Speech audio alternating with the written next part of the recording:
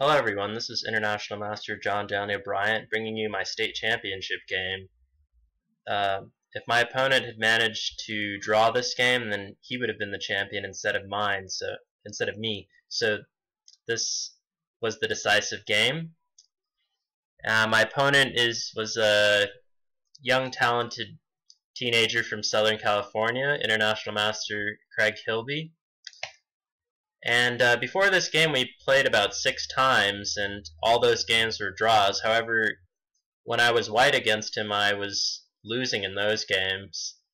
So this game, I decided to try something different. I surprised my opponent with 1d4 exclam for the surprise value, and he opens up with knight f6. One thing about my first move.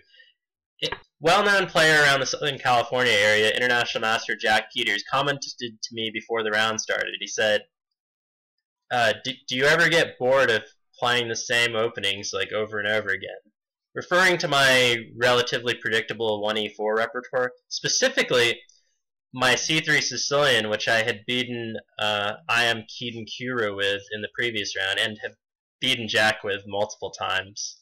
And so he was pretty amused to see the move that was on the board, waiting for my opponent this game, who showed up to the board late. Yes, g6. I expected. Well, I thought there was a good chance he would have played c5 on move 2, which is the Benoni. But I guess he didn't want to play that because I'm a Benoni specialist, so maybe he thought that's what I prepared. So I just played. My plan was just to play normal d4 stuff, though. And he played the Grunfeld.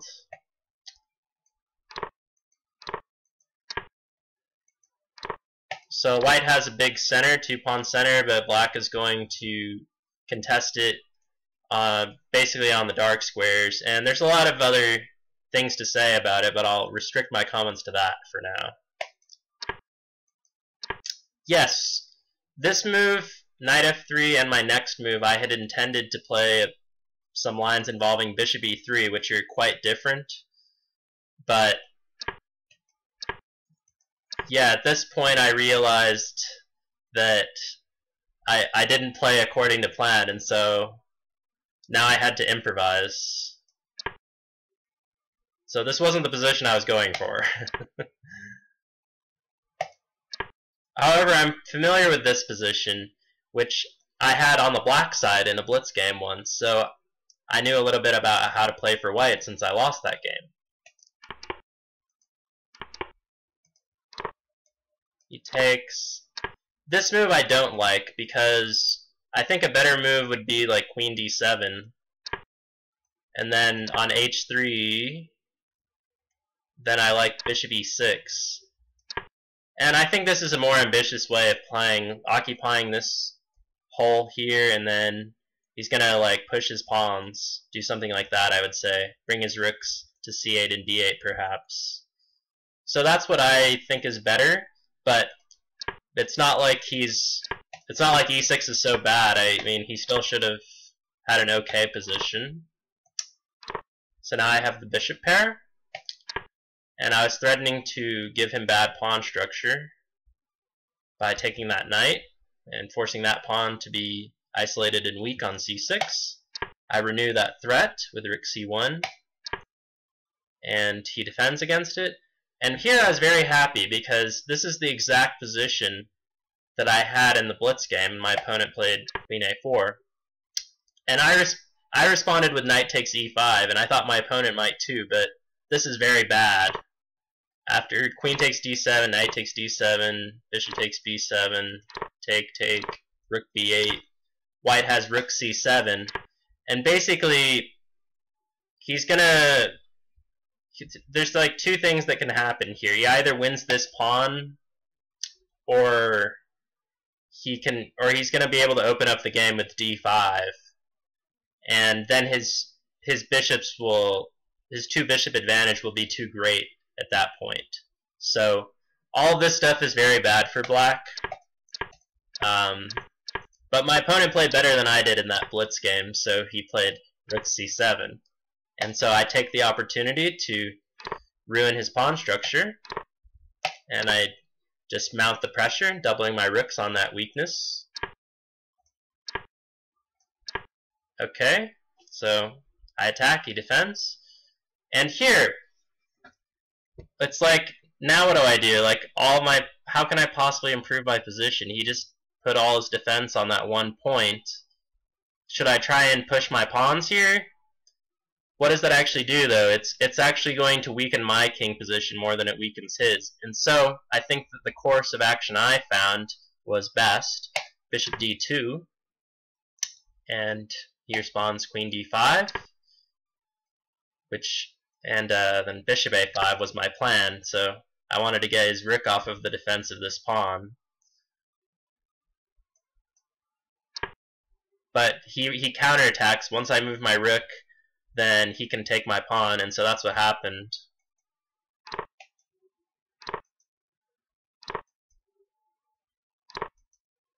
And I got some lag.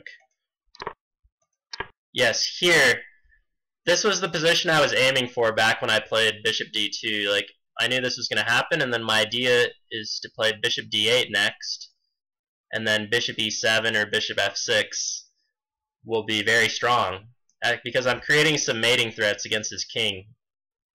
So, that was my plan. Now bishop d8, bishop f6. By the way, I was threatening if he was to make some random move like this, then bishop e7 is exploiting my pin, and I win the bishop for free. So that's why he moved his king out of the pin. And I play bishop f6, bishop g7. Yes. I'll mention something in a second here. Rook c7, bishop takes f6, e takes f6. And king g8 is an interesting line, which goes a little bit like this. Black recovers the pawn, but my pawn is going to run, and so white has some chances in that endgame. In fact, the chances were so strong that my opponent rejected this line. However, I think the computer might reveal that black can defend this position, although it's very difficult. But I leave that to the student to examine for himself.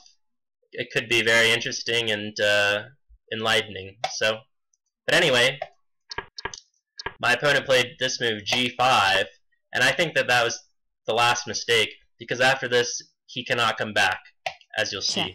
Rook takes f7 check, king g6, rook takes a7. So I collected a pawn, and then finally I have this move, g4, which is an excellent move.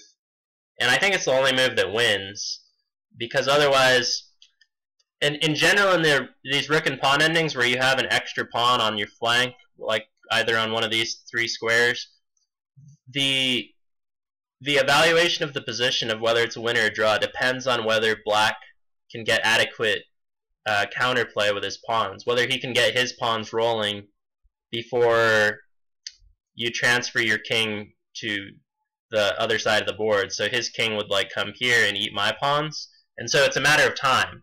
And so with this move g4, I'm stalling his pawns for the longest amount of time.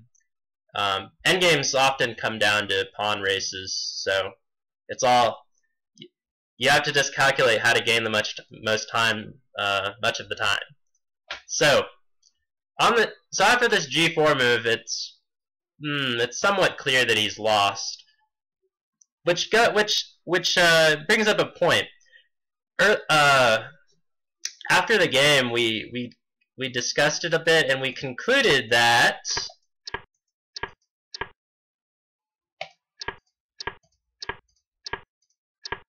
we're going way back here. Yes, here. This little innocuous move, h6, costed him the game. If he had played h5, then we would have gotten a similar to the position to the game, as you'll see.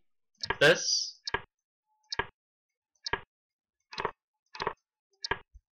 Check. Only now I don't have this g4 option, and his pawns aren't tied down, and so objectively this position should be a draw, although it's still possible for black to go wrong. I leave that to the student to examine for himself. And so, yes, this little move h6, if he had played h5 instead, then the game would have been a draw. So that's pretty funny. Alright, let's back to the game. Check. Yeah. Rook d2. And I'll show you the rest of the game, but I think that it needs no comments.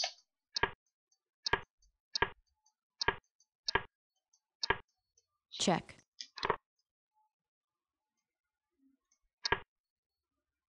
So if you tried to be really aggressive and go after my pawn here, then rook h8 would be mate. So he didn't accomplish very much by playing h5. And also, if he was to try and play g4 here, I just take it, a7, and his king won't have any shelter from my check, like here, one of these three squares, and then I promote my pawn on the next move. So in that case, his king would need to be on a safe square where he can't be checked, like e5, or later on you'll see he needs to be on either g7 or h7. So I'll show that.